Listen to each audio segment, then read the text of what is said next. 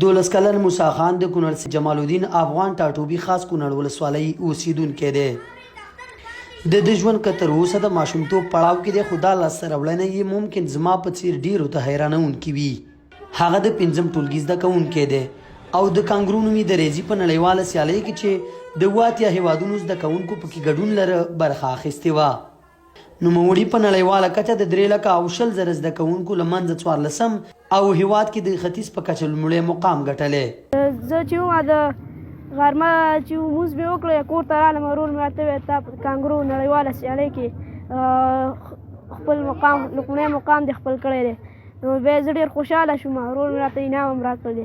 د هغه پلار ناصر خان له خوښۍ سترګو کې اوښکې ښکاري. وایي په ډېره سخته ناچارۍ کې خپل زوی په یوه خصوصي مکتب کې شامل کړی دی، داسې چې ډېر کله یې میاشتني پیسته اندېښمن وي. او په خپله ډېره بېوسۍ او په عاجزۍ کې دا زوی موږ دې مکتب ته نیولی دی او موږ خپله دونه شی نه لرو او بس دغه زوی هم دغه ته نیولی دی چې یاره یو اندازې ته ورسېږي په غریبۍ کې. زه خپله مریض یم چې د ګټې وټې مې څوک نشته دی او غریب مخلوق او بس په دې سخته تنګه کې موږ د خپل زوی هم دغه تعلیم ته نیولی دی او بس هغه پیسې هم زموږ کله وسه وشي کله وس نه شي. هغې ته وزیر صاحب سره موږ سره ډېر کومک کړی دی چې ځکه چې دا زموږ زوی سره دومره کوښښونه کړي وو دغه اندازې ته راورسېدل. موږ د هغې نه ډېره مننه کوو. نوموړی د زوی په بریا خوښ دی، خو د خپلې یوازینۍ لور راتلونکي ته پوره اندېښمن دی، خو هیله لري چې یو وخت به یې د لور پر مخ هم د مکتبونو تړلې دروازې خلاصې شي.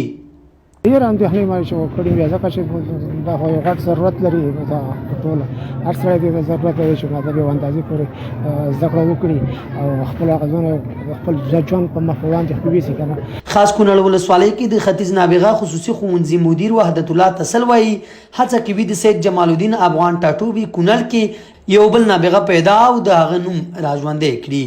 خو دغه سید جمال الدین افغان ژوندی کول د دوی نوم راتازه کول دا خاصه خواري غواړي او الحمدلله موږ په دغه سطحه باندې په نړیواله سطحه باندې ظلم وکړله او که چېرته وخت د خیره او موږ زده کوونکي نور هم داسې سیالۍ برقراره شو نو معارف د خوا نه موږ ته په لاره شو موږ اماده یو چې خپل نابغتوب پکې ثابت کړو، خپله اتلولي خپلو هېوادوالو ته وښیو. کانګرو نړیواله سیالي چې هر کال د نړۍ د بېلابېلو 7 هیوادونو په سطحه جوړیږي، افغانستان کې 6م ځل خو په ختیځ کې دا لومړی ځل و چې ترسره شوې.